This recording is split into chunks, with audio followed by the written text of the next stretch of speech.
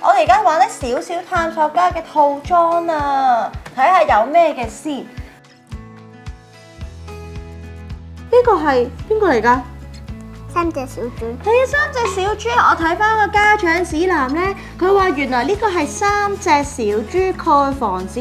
我哋一齊呢起間屋俾呢3隻小豬啊！有稻草啦，有雪條棍，有磚頭呢啲材料。你覺得邊啲工具可以幫助到用呢啲材料啊？可以讓幼兒自行選擇材料同埋動手做，家長從旁協助。有冇穩固啊？你覺得？唔穩固啊？咁點算好啊？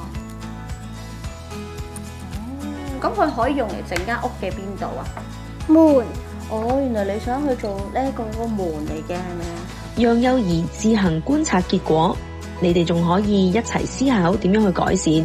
或者會唔會試下夾佢啊？會唔會啊？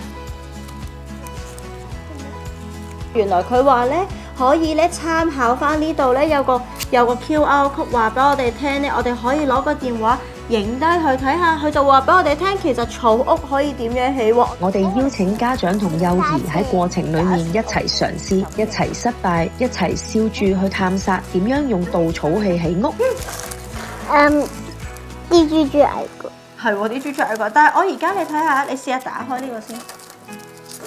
係喎，草屋可能咧都未必係最穩固喎，會唔會啊？頭先佢問邊個材料穩固啲，我哋咁遮住，係咪啊？咦，美儀啊，我哋頭先咧就已經用咗稻草嚟砌間屋啦，跟住我哋今次咧就係要用呢個乜嘢材料嚟砌啊？呢個係雪條雪條㗎，我只係係食雪條同。有咩工具我哋？可以用呢度，係之後擺係可能整到冇雪條咁就 OK 啦。咁樣 OK 啦。咁我哋點樣去知我哋搣幾多膠紙好啊？度度下先好嘛？咁樣咁，夠啦，係咪啊？好，你想唔想自己搣？嗱，佢呢我個咧搣唔到。唔會㗎，你試下打側跟呢度搣少少，跟住就好似搣紙咁搣，係咪啊？嗱，我搣一條，跟住等陣到你搣啦。OK，唔怕㗎。過程中，幼兒學習去量度如何使用唔同嘅工具，學習使用工具會為幼兒建立信心。學習之後去創建唔同嘅物品，家長可以同幼兒一同去測試作品，睇下係唔係可以達到創作嘅目標。我就會跌落嚟用嘢。哦，即係我哋要點樣啊？要平喎，係咪啊？拍晒落嚟。過程中可以俾幼兒解釋佢嘅觀察，同埋提出改善嘅方案。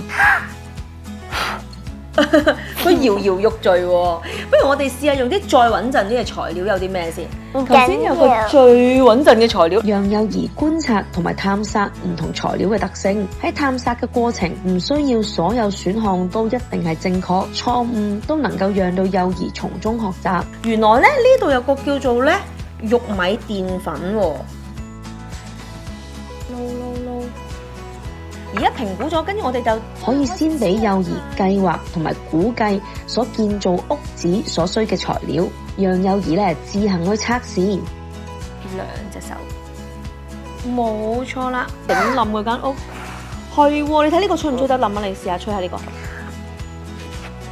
跟住我哋仲有咧，起完呢個屋之後咧，我想問，如果落雨咁點算？